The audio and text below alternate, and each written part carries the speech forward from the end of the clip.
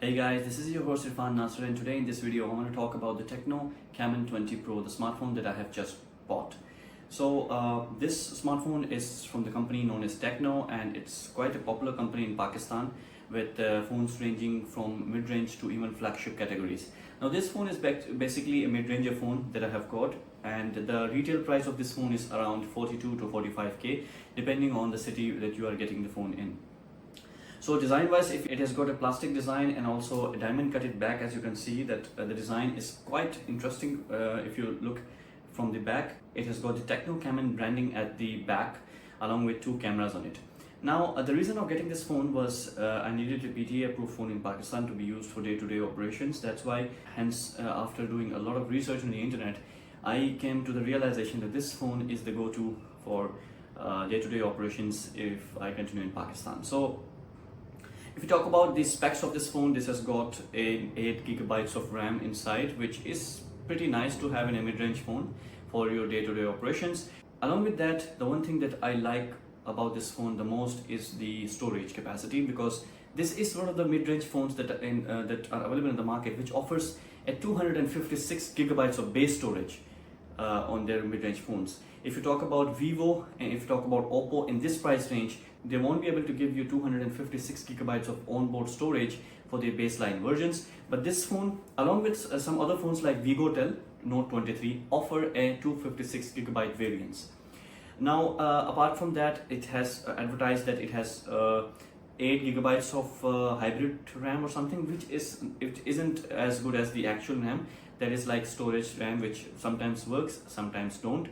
Apart from that, it has got USB Type-C, has got speaker grill at the bottom and also at the top. One thing I have immediately noticed about this phone is that it doesn't have any secondary noise cancellation microphone in it. Now most phones, if I talk about the Vivo V21e, which I had purchased back in 2021, it had a secondary noise cancellation microphone at the top of the device, which is pretty nice if you are calling someone in a crowded place and there is a lot of background noise.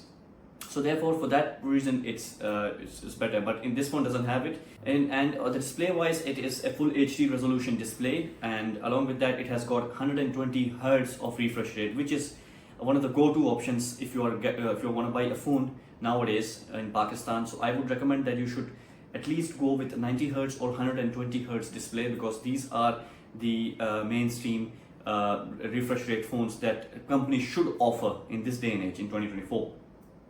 Apart from that, it has a dual SIM capability, and it doesn't have any hybrid SIM, which is nice because the SIM slot in this phone supports two nano SIMs in it, along with one micro SD card if you intend on expanding the storage for that one. But that's a separate case. If for me, it's the 256 GB is more than enough, because with this phone I won't be shooting a lot of videos or capturing photos. The cameras, to be honest, are decent, not as good or better than the Vivo that I had before. Vivo had a pretty nice camera at that time for me, but this is kind of a dull camera if I'm honest. It has the zoom capability on it and some kind of portrait effects, but those are, you can say, moderate to low tier kind of camera capabilities. I mean, that's understandable for a mid-range phone, which in this price and age. But I would have given it good points if Techno had worked on the camera department a bit more, as they had done on the specs of this device. Now, if we talk about the megapixel count, it has got a 64 megapixel camera, and obviously these Chinese companies do tend to add AI capabilities in their phones, which means that they will be filtering, and they will be adding a lot of filters on their phones to be able to get good results and good facial results on these images which are being captured for this phone. If you talk about the weight, I think it's pretty nice, decent weight this phone has. And if I compare it with my S10 Plus, which I used to use it, it feels a bit lighter to that phone also. So if I talk about the S10 Plus that I used to use before, and now this is the Techno Camon Pro 20, I can definitely say that this phone feels a bit light as compared to the S10 Plus. And design wise, it is bigger than the S10 Plus. The screen and the bezels are quite larger in this phone. Now this doesn't have any edge display, as Techno has recently launched another phone which is Techno Spark Pro Plus, which has the edge on it like this S10 Plus, but I do not like those design aesthetics of that phone. And I prefer a flat display which is very easy to use, and it's very compatible with all the you can say screen protectors that are present.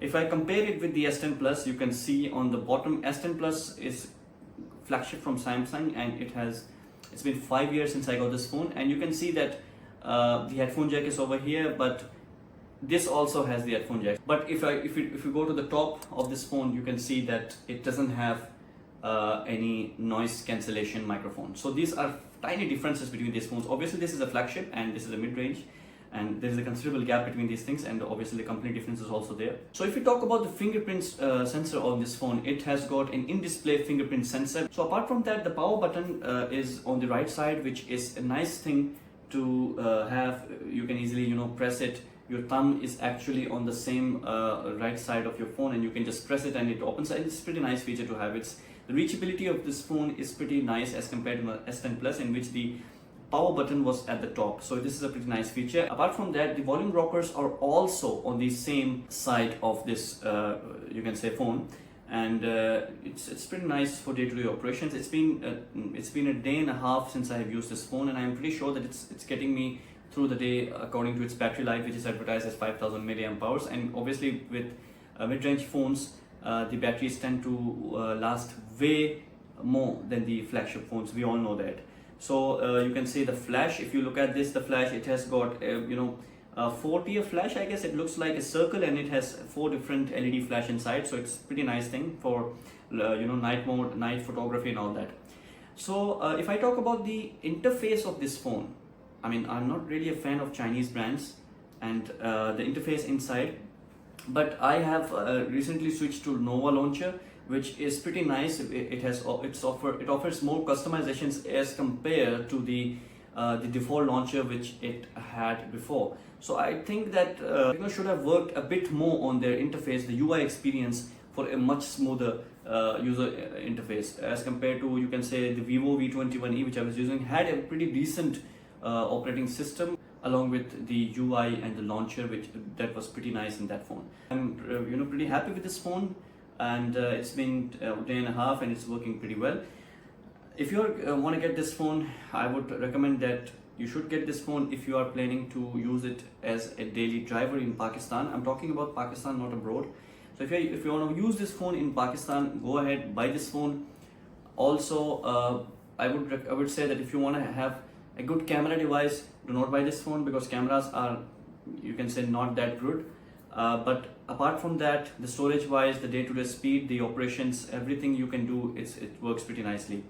Along with that, I think it has NFC capability also. So payments systems, if possible, it will it will work, because there is an option of NFC inside. One thing I want to clarify, that if you want to buy this phone for content consumption, there is a bit of problem with this phone, because when you are watching some videos like this, if you are holding phone like this, if the volume is way higher, the back of the phone starts to vibrate. This is one of the issues that I'm facing nowadays. Obviously, I don't usually consume content on this phone.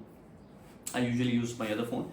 Apart from that, it's pretty nice phone, and you can buy this phone and for your day-to-day operations. In Pakistan, it is PTA approved, so you can get it. Processor-wise, if I talk about this phone, this has got a Helio G98 processor in it, which is pretty good on paper, that you can do pretty decent gaming on this phone. But I do not do gaming, so for me it doesn't matter. And what I have found this to be pretty nice as compared to the Vivo one is this processor speed, the RAM, the storage capacity, and also the refresh rate has helped me a lot in order to scroll through my feed and scroll through my different apps. So it's pretty nice experience. Haptic feedbacks, if you talk about, it has got to be honest, worst haptic feedback I have used in any smartphone. Obviously it's a mid-range phone, and the tapping engine or haptic engine, whatever inside it, isn't as good as some of the other phones, some of the flagship phones. So if you do not want the haptic feedback, you can turn it off. But for me, I have turned it on, because I have been using many of the flagship phones, and this has been one of the lowest, most you can say dramatic and most annoying experience of the haptic feedback I have found in this phone. So in conclusion, what I want to say, that if you are in the market and you want to buy some phone which will help you in your day-to-day operations in Pakistan, and which will offer you a good battery life. I would definitely recommend this phone for you guys to buy this one. And if you are on the market to get a decent phone which has a decent camera, then I would not recommend, because this camera isn't as good as compared to other phones. So that's pretty much it, and if you like this video, make sure to give this video a thumbs up and subscribe to my channel for more content. As always, if I have missed something in this first impression video, do let me know in the comments. And if you are using this Techno Camon Pro in 2024 in Pakistan, do let me know that how has been your experience with this phone. So this is your host Irfan Nasser and signing off. You guys have a great day. Bye bye now.